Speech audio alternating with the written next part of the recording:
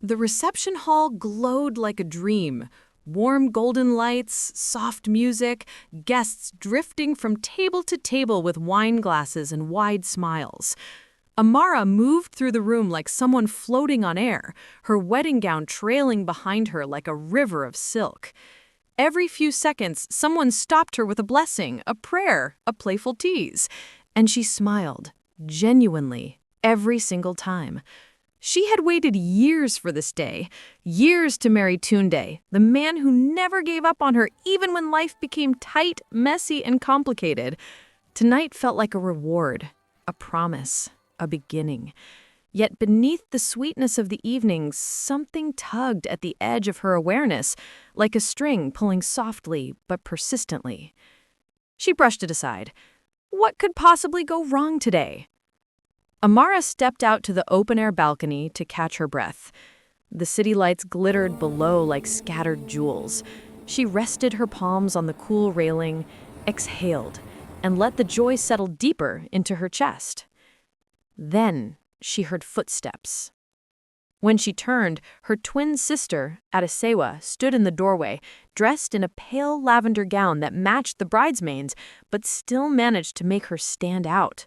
The dress clung beautifully to her shape, and her hair was styled the same way as Amara's, soft curls pinned just above the shoulders. For a brief second, Amara saw herself in a mirror, the old childhood feeling of tweenhood twisting inside her. "You disappeared," Adesewa said. Amara smiled. "Just needed a breather. It's been overwhelming." Adesewa walked closer, her heels clicking quietly on the tiles. There was something unreadable in her eyes, a tightness around her mouth that Amara had noticed earlier but ignored. Their lives had always been marked by contrasts. Amara, bright and outgoing, Adesewa, quieter, more watchful. But today, that difference felt sharper, as if something pressed heavily on her sister's shoulders. "You look beautiful," Adesewa murmured. "So do you." Adesewa hesitated, then reached out and adjusted a stray curl near Amara's face. Her fingers were cold. "You got everything you ever wanted," she whispered. Amara blinked. "What?" But Adesewa pulled her hand back quickly. "Nothing. I'm being silly. Go back in before they start looking for you." Before Amara could reply, Adesewa slipped away, leaving the balcony door swaying gently behind her. The night carried on, full of laughter and music. Tunde held Amara's hand as they greeted guests, shared speeches, took photos, and cut the cake. But as the celebration wound down, people began to leave, offering final prayers and long hugs. Then Tunde excused himself. "I'm going upstairs for a moment," he said, touching her cheek. "I just need to freshen up. I'll be right back." Amara nodded, still glowing from the warmth of the night, not thinking deeply about anything. But after 20 minutes, she started to wonder. After 30, she started to worry. A bridesmaid approached her carefully. "Amara, I think I saw Tunde earlier. He was heading to the suite." "With who?" The bridesmaid swallowed. With you. Or, I thought it was you. She looked exactly like you." A chill slid through Amara's body. Only one person looked enough like her to cause confusion. Amara's heartbeat quickened as she lifted her gown and hurried through the hallway, the sound of her heels echoing like panic. She passed hotel staff, guests still lingering, her breath coming faster and faster. When she reached the suite door, she didn't knock. She pushed it open and froze. Tunde sat on the edge of the bed, shirt undone, his expression strained with confusion and embarrassment. Across the room stood Adesewa, hair slightly messy now, makeup smudged as if she had been crying or something else. Amara's breath died in her throat. "Adesewa," she whispered. Her sister turned slowly, and the expression she wore was one Amara had never seen before. Vulnerable and burning, desperate and guilty, like someone teetering on the edge of collapse. Tunde rose immediately. "Amara, I didn't know. She came in acting like..." I thought it was you, but something felt wrong. I stopped it, I swear." But Amara wasn't looking at him. She was staring at her twin. Her mirror. Her betrayal. "Why?"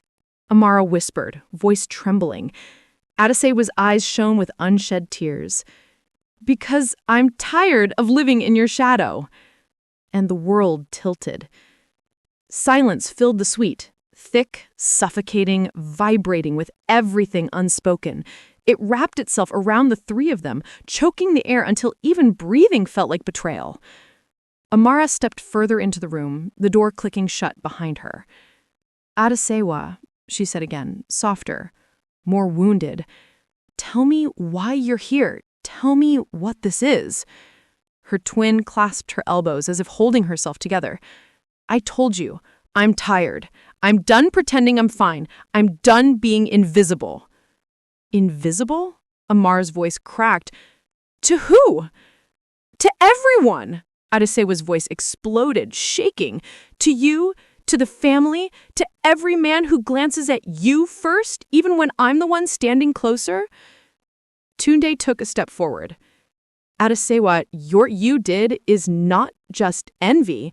It's—" "Don't you dare lecture me," she snapped, glaring at him. "You were halfway undressed before you realized something was wrong." Tunde stiffened, shame washing over him.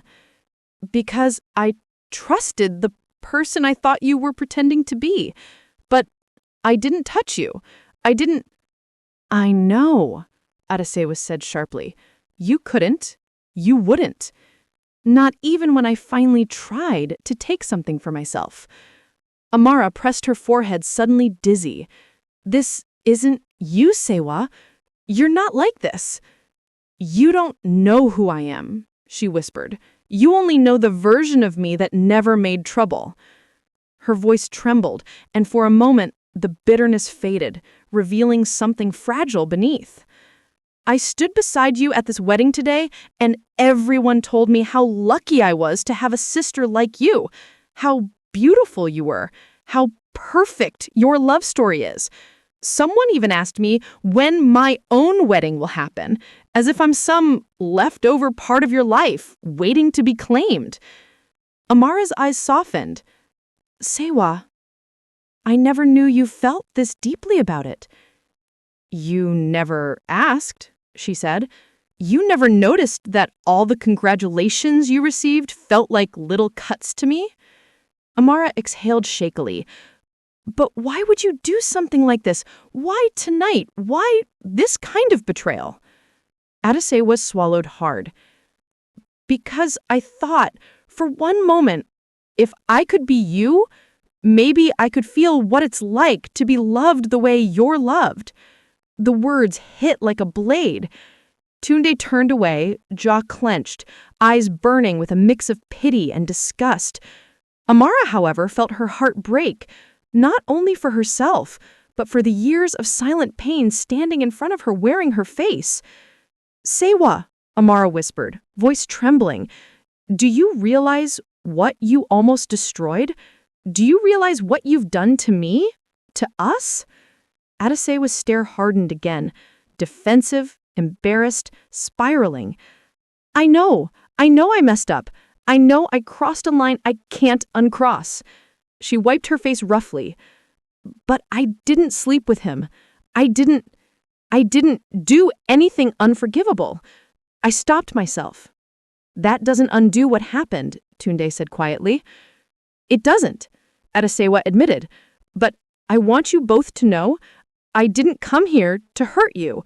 I came because I was drowning, and nobody saw me." Amara sank onto the nearest chair, her knees finally giving out. "I would have helped you," she whispered. "Why didn't you tell me all this before? Why didn't you come to me instead of coming here?" Adesewa shook her head. "Because you're always shining, Amara, and I'm always trying not to blind myself on your light." Amara closed her eyes. The words sliced straight into her chest. Suddenly, a sharp knock burst through the silence. "Amara!" a woman's voice called, her mother's. "Are you in there?" Another voice followed, Tunde's mother. We heard shouting. What's happening? Panic flashed across Adesewa's face. Please, she whispered, don't let them in. Not like this. But Tunde, furious and humiliated, stepped toward the door. They deserved to know. No, Amara stood quickly. Not tonight. Then when? He demanded. She tried to impersonate you, Amara, on our wedding night. Adesewa covered her face with shaking hands. Amara met Tunde's eyes, raw, pleading. Please, let me handle this first. Let me talk to her. Let me understand. One night won't change the truth, but if they come in now, they'll tear her apart before we even know what to do. Tunde hesitated, fists clenching and unclenching, but he stepped back. Amara walked to the door. The morning sun rose far too brightly for a house carrying the weight of secrets. Downstairs in the hotel dining area, relatives murmured over breakfast, unaware that the previous night had cracked a fault line straight through the new marriage and the twin bond everyone admired. Some whispered about the missing bride and groom, others assumed the couple wanted privacy. Only one person noticed the shift, Amara's mother, Mrs. Adeyemi. She watched the empty chair beside her with growing unease. Why hasn't Amara come down? She asked her husband. She's probably resting, he said, but his voice lacked conviction. It was a long night. But she's not answering my calls. Across the table, Tunde's mother raised an eyebrow. Maybe give them time. Newlyweds need... Mrs. Adeyemi cut her off abruptly. Not Amara. She knows her family would expect to see her this morning. Something was wrong. Deeply wrong. Upstairs, a room full of consequences. Amara hadn't slept. None of them had.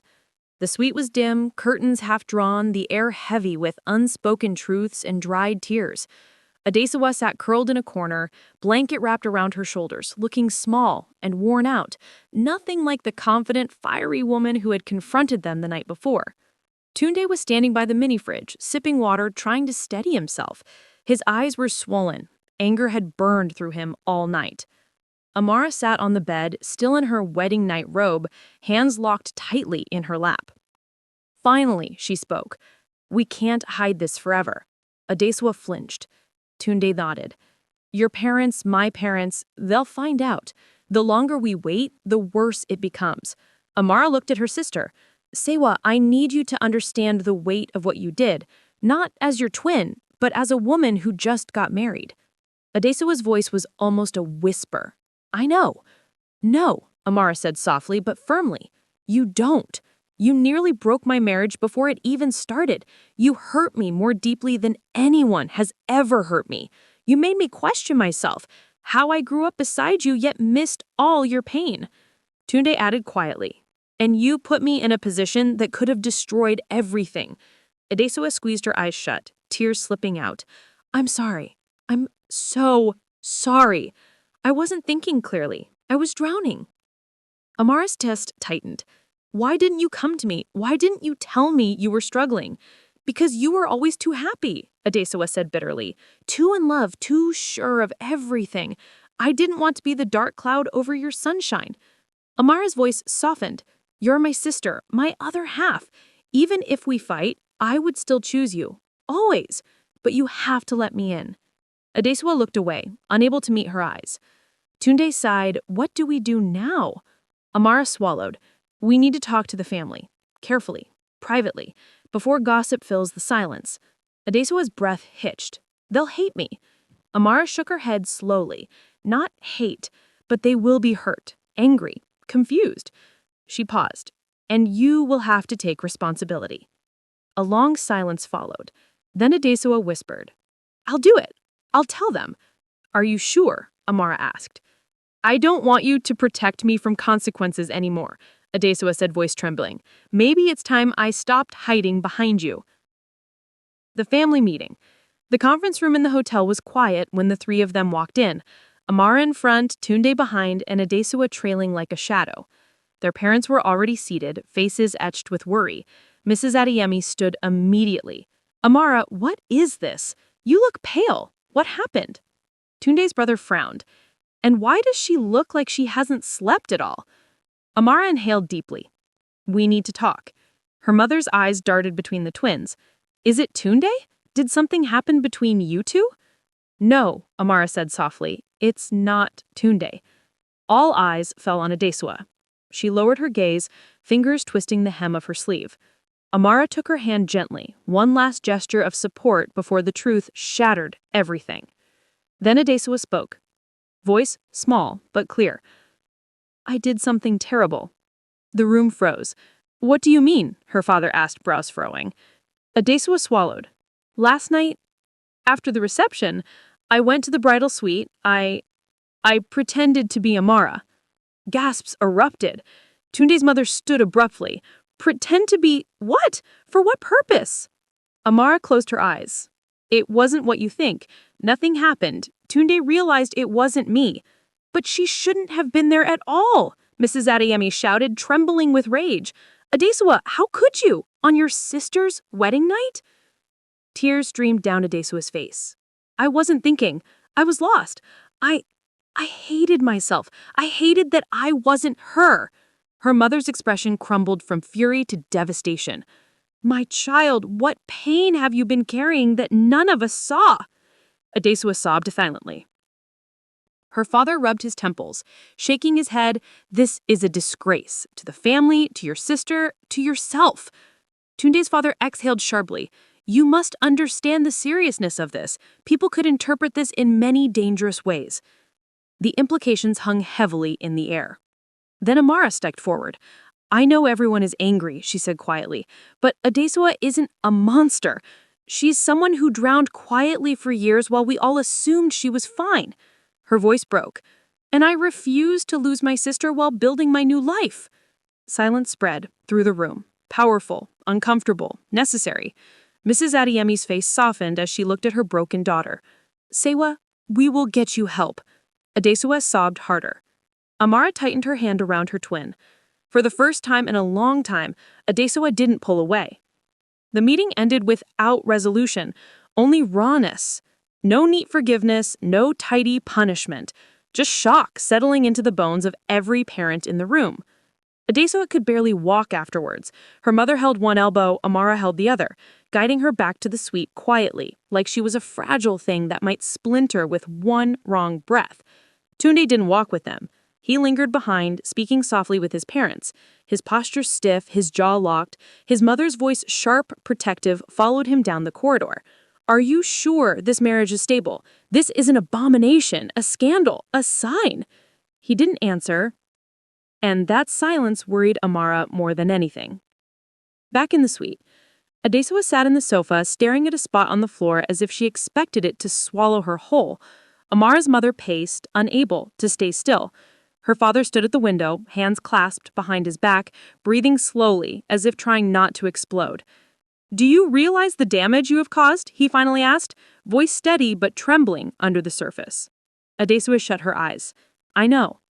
No, you don't, he said. If you did, you wouldn't have done it. Her mother approached slowly and sat beside her.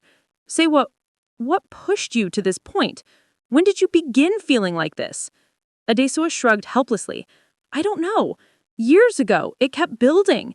Every time Amara won something, friends, praise, jobs, love, it reminded me of what I wasn't. But instead of complaining, I stayed quiet. I thought if I didn't complain, it would pass. Amara sat across from her, hands clasped. Why didn't you tell me? We share everything. No, Adesewa said hollowly. We don't. You share. I endure. The room went still. That's not fair, Amara said quietly. It's true, Adesewa replied. Whenever you're happy, I swallow my sadness so I don't ruin your moment. Whenever you shine, I become dimmer so you don't notice I'm fading. Amara's mother covered her mouth, tears forming. My God, we failed you. We praised Amara so loudly that we forgot you needed to be seen too. Adesewa laughed bitterly. It wasn't anyone's fault, just life. But what you did was wrong, her father stated firmly. Hurt doesn't excuse hurting others. Adesewa nodded, tears sliding down her cheeks. I'll accept whatever consequences come, she whispered. Meanwhile, Tunde alone. In a different room, Tunde sat on the edge of the bed in the spare suite his parents booked for him, staring at his hands. They were shaking slightly. His father sighed heavily. Son, I know you love Amara, but what happened tonight, it's something you will never forget. It may follow both families for years. Tunde rubbed his face tiredly. I know. Are you sure you want this marriage? Asked his mother. This kind of family problem? This level of drama? A long pause. Then he answered, voice low but steady. I want Amara, not the drama. But Amara comes with her sister, and her sister is broken, and I don't abandon people who are breaking. His mother touched his arm gently. Just be careful not to lose yourself in the process. He nodded. Evening, the twins alone. After their parents left, an exhausted silence settled between Amara and Adesewa. Amara lay on the bed staring at the ceiling. Adesewa remained seated, knees pulled to her chest, eyes swollen from crying. Finally, Amara spoke. You ruined something sacred to me. Adesewa flinched. I know. And I don't know if I can forgive you yet. I expected that, Adesewa whispered. But, Amara continued, I don't want to lose you either. Adesewa looked up, surprised, confused, aching. Why? Because you're still my sister, Amara said, tears slipping from the corners of her eyes. Because even when I'm angry, I love you. Because I can't imagine living a life where I pretend you don't exist. Adesewa pressed a trembling hand over her mouth. I don't deserve that. Maybe not, Amara said honestly, but love isn't always deserved. It's given. A shaky silence followed. Do you hate me? Adesewa whispered. No, I'm hurt. I'm disappointed. I'm heartbroken. Amara did not sleep that night. She lay still, eyes open in the darkness, hearing her heartbeat in her ears like another clock ticking down to a painful truth. Every word Adesewa had spoken replayed in her mind, each one slicing deeper than the last. By sunrise, she knew one thing. She would not hide, not anymore. Downstairs, she found her parents in the living room. Her mother sat rigidly upright, her father pacing, both looking as if they had aged a decade overnight. They turned sharply when she entered. Amara, her father began, voice heavy, we need to talk. She nodded. So do I. Before anyone could speak further, footsteps echoed from the hallway. Adesewa appeared, dressed simply, eyes red from crying. The moment she saw Amara, she froze, as though uncertain whether she was allowed to breathe the same air. Amara held her ground. Let's finish this. Her mother stood abruptly. Girls, please, don't destroy yourselves. But this time, neither twin paid her any attention. Adesewa took a slow step forward.